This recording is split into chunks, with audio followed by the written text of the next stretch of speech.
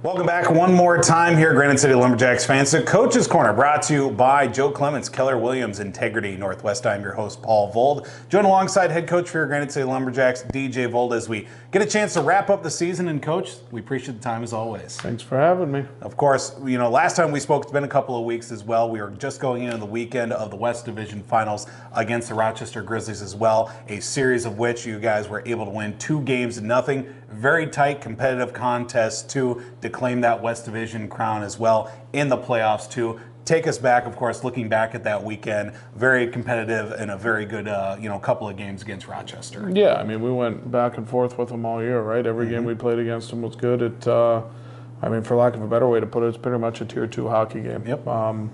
That series was no different than anything we dealt with in St. Louis.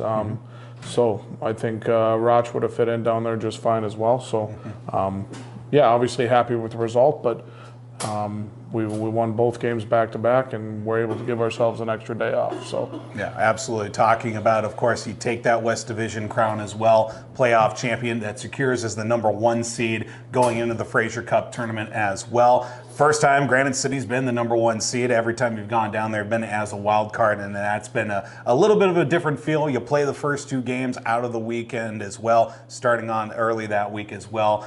You get West Bend right off the draw as well. You get the first win of the season against West Bend, and then you also take on, of course, the likes of Gillette too. Team you saw last year, but a completely different squad. Those first 2 games in pool play were, again, as advertised, best teams at that point or at that stage, still very competitive contests. yeah, I mean, obviously we had a little extra motivation with West Bend going 0-4 against them during the year or during the regular season. So we had a little extra juice, and frankly, we're excited to play them game Absolutely. 1.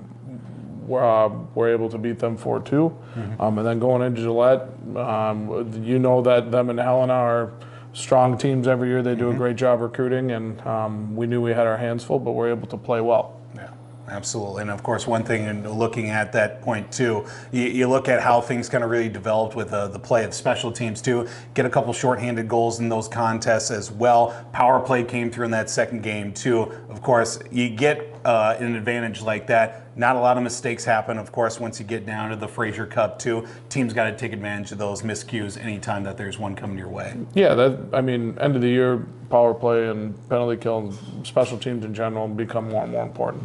You have to take every chance you get and make the most of it. And I thought we did a decent job at that down in St. Louis. I think we could have done a little better on the power play, but penalty kill was strong.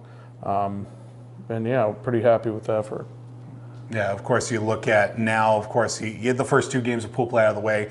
You take that top spot out of pool play. You guarantee yourself a spot in the semifinals with a day off in between, something not too familiar with the squad there. You get that chance for a day off. Then you go into the game against Northeast in the semifinals too, and it was as advertised, as tight of a contest it can be, because it's always been kind of that spot fighting for that championship spot between Northeast, Granite City, or some combination whatsoever. Running into those last couple games of the season, Northeast and Granite City seem to run into each other quite often. Yeah, it seems to be a common thing.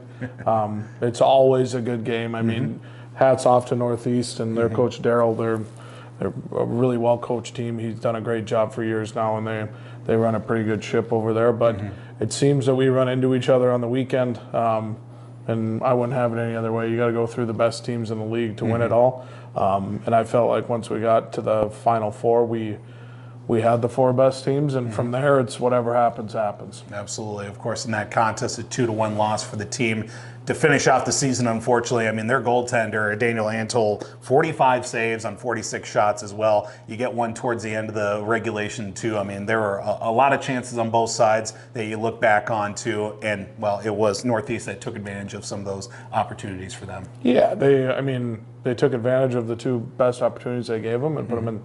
We gave them and put them back in the net. And like you said, Danny Antol stood on his head and played really well. We ran into a hot goalie, and at that time of year, sometimes that's all you need. They made it tough on us for sure all around, but hats off to their goaltender. Yeah, of course, now with it being end of the season as well. Congratulations to Helena Bighorns as well, being the Fraser Cup champions this year as well, from Granite City to you guys as well. Now you're at the end of the season. Of course, you look at now the season as a whole. There's one thing, obviously, the 03 birthdays, you know, they suited up for their last time, and they're done with their junior career too. Yeah, pretty special group to be everybody that came back from last year's team. That was part of the magical championship run. I thought we had a little magic left in us, but came up just a tad short. Yep.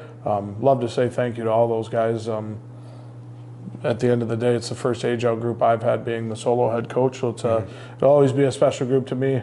Handful of local guys, kids from all over, but couldn't ask for much more from those guys for sure. Of course, now with it being into the off season, you probably get at least a little bit of a breather, some time to unwind from the season. But now you look at here, what's next year, of course, with going into the spring and into the summer too. Yeah, we'll continue to recruit and gear up for next year. We've got the draft on the 19th, and that's kind of the next league calendar event. So we'll be prepared for that and have our list together and make the necessary phone calls and things like that. And then from there, it's just kind of putting the pieces together for next year, making sure we got our guys coming back, and then making sure we got the new guys to come in and fill the roles and holes that we need. Of course, we'll be keeping our eye out for the schedule to come out as well when that first home game and season will start as well. But Coach, as always, we do appreciate the time throughout the season to sit down with us, to do the Coach's Show, allow us an opportunity to get a little bit more info what's going on behind the scenes and with the players as well. No, I appreciate it. You guys having me, and it's been fun. Of course, we do like to say a big thank you to all of our sponsors for, of course, sponsoring the Granite City Lumberjacks throughout the 2023-24 season. Of course, for Joe Clements, Keller Williams, Integrity Northwest, for sponsoring the Coach's Show as well. To all the players, to all the fans, to all the billets, to all the families as well. And, of course, the fans, of course, for Brian Lommel behind the camera for putting us on each and every week with the Coach's Show as well. We look forward to another season of Coach's Corner coming your way for the 2024-25 season here coming up, of course, towards the end of the calendar year for 2024. I'm your host, Paul Vole. This is Coach's Corner, brought to you by Joe Clements, Keller Williams, Integrity Northwest. Thanks again.